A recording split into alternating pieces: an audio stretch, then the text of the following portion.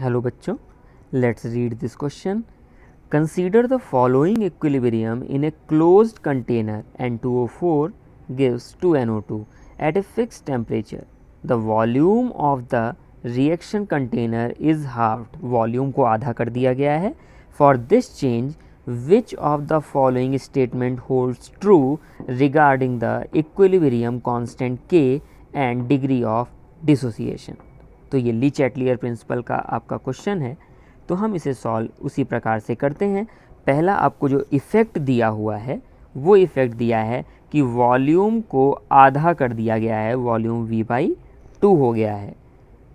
तो उस केस में के और अल्फ़ा में क्या फ़र्क पड़ेगा? तो सबसे पहले मैं आपको बता दूं, जो इक्विलिब्रियम कांस्टेंट के होता है वो अनचेंज रहता है इस प्रकार के चेंज से, क्योंकि उसे सिर्फ टेम्परेचर को चेंज करके ही चेंज किया जा सकता है. तो आपका के तो अनचेंज होने वाला है.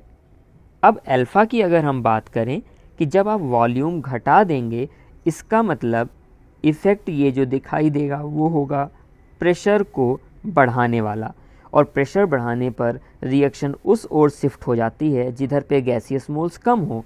तो अगर आप रिएक्शन को देखें तो प्रोडक्ट साइड पे 2 मोल हैं और रिएक्टेंट साइड पे 1 ही मोल है. तो प्रेशर बढ़ाने पर ये रिएक्शन बैकवर्ड डायरेक्शन में शिफ्ट हो जाएगी. इसका मतलब N2O4 का जो डिसोसिएशन है वो और घट जाएगा, क्योंकि यहाँ पे N2O4 का कंसंट्रेशन बढ़ने लगा है. तो N2O4 अगर बढ़ रहा है इसका मतलब डिसोसिएशन डिक्रीज़ कर गया है, तो अल्फ़ा भी आपका डिक्रीज़ करेगा. तो के तो आपका अनचेंज रहने वाला है, लेकिन जो अल्फ़ा है वो डिक्रीज़ करने वाला है. तो अगर आप ऑप्शंस देखें, पहला ऑप्शन था नाइदर के पी नॉर अल्फ़ा चेंजेस, ये गलत होगा. सेकंड ऑप्शन अगर देखें बोथ के एंड अल्फ़ा चेंजेस, ये भी आपका गलत होगा.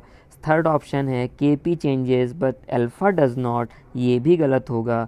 एंड डी है आपका के does not change but alpha changes. तो ये आपका आंसर सही हो जाएगा. तो ये D is the final answer. Thanks, and I hope you understood this concept and